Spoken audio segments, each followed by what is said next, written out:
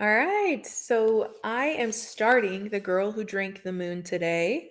It is by Kelly Barnhill, and she is an award-winning author, and this book got a Newbery Medal. So, I'm really excited about reading it, and I'm just going to go ahead and read us chapter 1.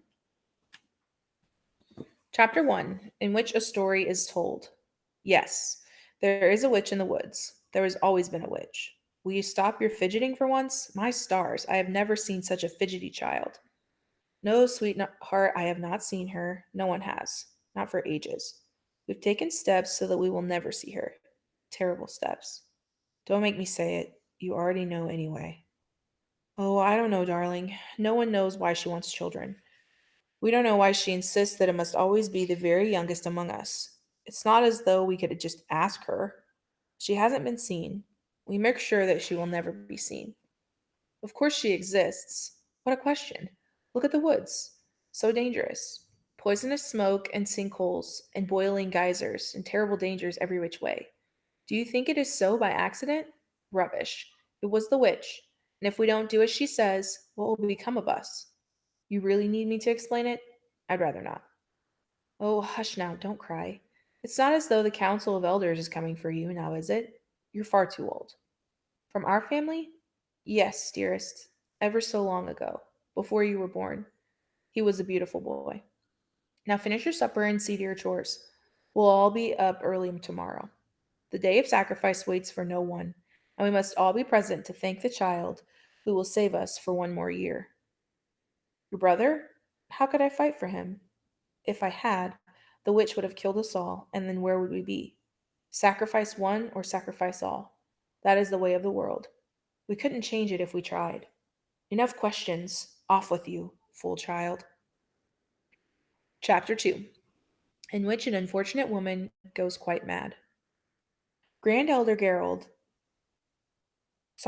Grand Elder Gerland took his time that morning. The day of sacrifice only came once a year, after all, and he liked to look his best during the sober procession to the cursed house and during the somber retreat. He encouraged the other elders to do the same. It was important to give the populace a show. He carefully dabbed rouge on his sagging cheeks and lined his eyes with thick streaks of coal. He checked his teeth in the mirror, ensuring they were free of debris or goop. He loved that mirror. It was the only one in Protectorate. Nothing gave Gerland more pleasure than the possession of a thing that was unique unto him. He liked being special. The Grand Elder had ever so many possessions that were unique in the Protectorate. It was one of the perks of the job. The Protectorate, called the Cattail Kingdom by some and the City of Sorrows by others, was sandwiched between a treacherous forest on one side and an enormous bog on the other. Most people in the Protectorate drew their livelihoods from the bog. There was a future in bog walking, mothers told their children. Not much of a future, you understand, but it was better than nothing. The bog was full of zerin shoots in the spring, and zerin flowers in the summer, and zerin bulbs in the fall. In addition to a wide array of medicinal and borderline magical plants that could be harvested, prepared, treated, and sold to the traders from the other side of the forest, who in turn transported the fruits of the bog to the free cities far away. The forest itself was terribly dangerous and navigable only by the road, and the elders owned the road, which is to say that the Grand Elder Gerland owned the road, and the other elders had their cut. The elders owned the bog too, and the orchards, and the houses, and the market squares, even the garden posts. This was why the families of the Protectorate made their shoes out of reeds. This was why, in lean times, they fed their children the thick, rich broth of the bog, hoping that the bog would make them strong. This is why the elders and their families grew big and strong and rosy cheeked on beef and butter and beer. The door knocked. Enter, Grand Elder Gerlin mumbled as he adjusted the drape of his robe. It was Antane, his nephew, an elder in training, but only because Gerland, in a moment of weakness, had promised the ridiculous boy's more ridiculous mother. But that was unkind. Antane was a nice young man and nearly 13. He was a hard worker and a quick study. He was good with numbers and clever with his hands and could build a comfortable bench for a tired elder as quick as breathing. And despite himself, Gerlin had developed an inexplicable and growing fondness for the boy. But Antane had big ideas, grand notions, and questions. Gerlin furrowed his brow. Antane was, how could he put it, overly keen? If this kept up, he'd have to be dealt with, blood or no. The thought of it weighed upon Gerlin's heart like a stone. Uncle Gerland! Antane nearly bowled his uncle over with his insufferable enthusiasm. Calm yourself, boy, the elder snapped. This is a solemn occasion. The boy calmed visibly, his eager dog-like face tilted toward the ground.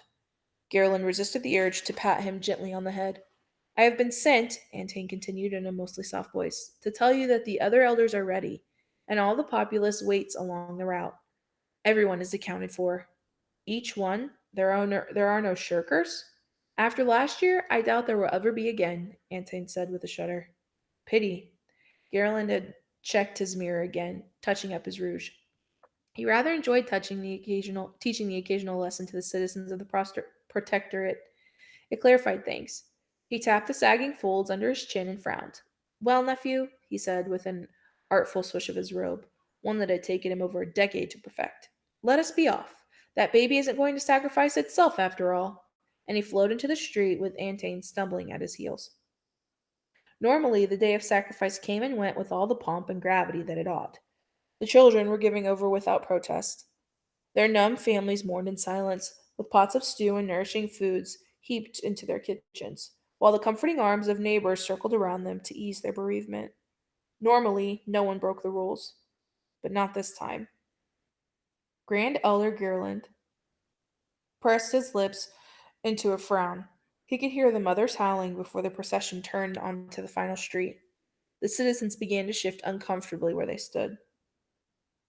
When they arrived at the family's house, an astonishing sight met the council of elders. A man with a scratched up face and a swollen lower lip and a bloody bald spots across his skull, where his hair had been torn out in clumps, met them at the door. He tried to smile, but his tongue went instinctively to the gap where his tooth had recently been. He sucked in his lips and attempted to bow instead. I am sorry, sirs, said the man, the father said presumably. I don't know what's gotten into her. It's like she's gone mad. From the rafters above them, a woman screeched and howled as the elders entered the room. Her shiny black hair flew about her head like a nest of long, writhing snakes. She hissed and spat like a cornered animal. She clung to the ceiling beams with one arm and one leg, while holding a baby tightly against her breast with the other arm. Get out! She screamed. You cannot have her. I spit on your faces and curse your names. Leave my home at once, or I shall tear out your eyes and throw them to the crows. The elders stared at her, open mouthed. They couldn't believe it. No one fought for a doomed child. It simply wasn't done. Antane alone began to cry. He did his best to hide it from the adults in the room. Gerlin, thinking fast, affixed a kindly expression on his craggy face. He turned his palms toward the mother to show her that he meant no harm. He gritted his teeth behind his smile. All this kindness was nearly killing him. We are not taking her at all, my poor misguided girl, Gerlin said in his most patient voice. The witch is taking her. We are simply doing as we're told. The mother made a guttural sound, deep in her chest, like an angry bear. Gerlin laid his hand on my shoulder of the perplexed husband and gave a gentle squeeze. It appears, my good fellow, that you were right. Your wife has gone mad. He did the best to cover his rage with a facade of concern. A rare case, of course, but not without precedent. We must respond with compassion. She needs care, not blame. Liar, the woman spat. The child began to cry, and the woman climbed even higher, putting each foot on parallel rafters and bracing her back against the slope of the roof, trying to position herself in such a way that she could remain out of reach while she nursed the baby. The child calmed instantly. If you take her, she said with a growl, I will find her. I will find her and take her back. You see if I won't. And face the witch? Carolyn laughed. All on your own? Oh, you pathetic lost soul. His voice was honey, but his face was a glowing ember. Grief has made you lose your senses. The shock has shattered your poor mind. No matter. We shall heal you, dear, as best as we can. Guards! He snapped his fingers, and armed guards poured into the room. They were a special unit, provided as always by the Sisters of the Star. They wore bows and arrows slung across their backs and short, sharp swords sheathed at their belts. Their long braided hair looped around their waists, where it was cinched tight, testament to their years of contemplation and combat training at the top of the tower. Their faces were implacable as stones, and elders, despite their power and stature, edged away from him.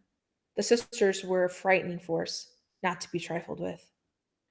Remove the child from the lunatic's clutches and escort the poor dear to the tower, Garland offered. He glared at the mother in the rafters, who had gone suddenly very pale. The Sisters of the Star know what to do with broken minds, my dear. I'm sure it hardly hurts at all. The guard was efficient, calm, and utterly ruthless. The mother didn't stand a chance. Within moments, she was bound, hobbled, and carried away. Her howls echoed through the silent town, ending suddenly when the tower's great wooden door slammed shut, locking her inside. The baby, on the other hand, once transferred into the arms of the Grand Elder, whimpered briefly and then turned her attention to the sagging face in front of her, all wobbles and creases and folds. She had a solemn look to her, calm, skeptical, and intense, making it difficult for Garland to look away. She had black curls and black eyes, luminous skin like polished amber. In the center of her forehead, she had a birthmark in the shape of a crescent moon. The mother had a similar mark. Common lore insisted that such people were special. Garland disliked lore as a general rule, and he certainly disliked it when citizens of the Protectorate got it in their heads to think themselves better than they were. He deepened his frown and leaned in close, wrinkling his brow. The baby stuck out his tongue. Horrible child, Gerald thought. Gentlemen, he said with all the ceremony he could muster, it is time.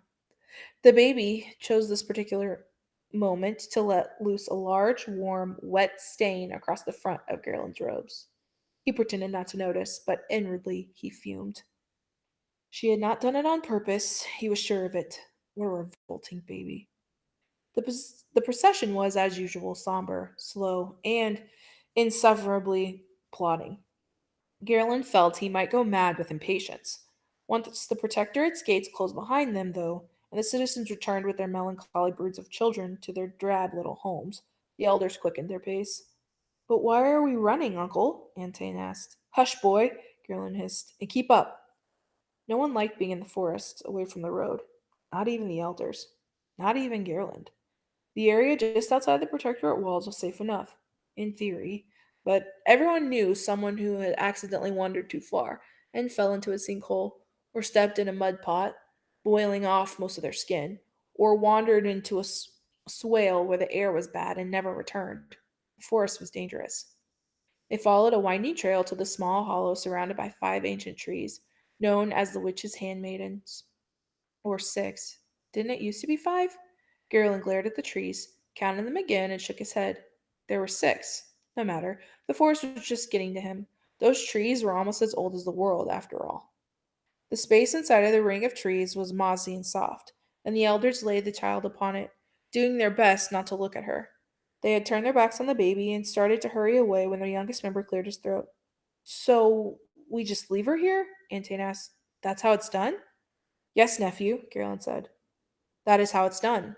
He felt a sudden wave of fatigue settling on his shoulders like an ox's yoke. He felt his spine start to sag. Antane pinched his neck, a nervous habit that he couldn't break. Shouldn't we wait for the witch to arrive? The other elders fell into an uncomfortable silence. Come again? Elder Aspen, the most decrepit of the elders, asked. Well, surely, Antane's voice trailed off. Surely we must wait for the witch, he said quietly. What would become of us if wild animals came first and carried her off? The other elders stared at the grand elder, their lips tight. Fortunately, nephew, he said quickly, leading the boy away, that has never been a problem. But, Antane said, pinching his neck again so hard he left a mark. But nothing, Garland said, a firm hand on the boy's back, striding quickly down the well-trodden path. And one by one the elders filed out, leaving the baby behind.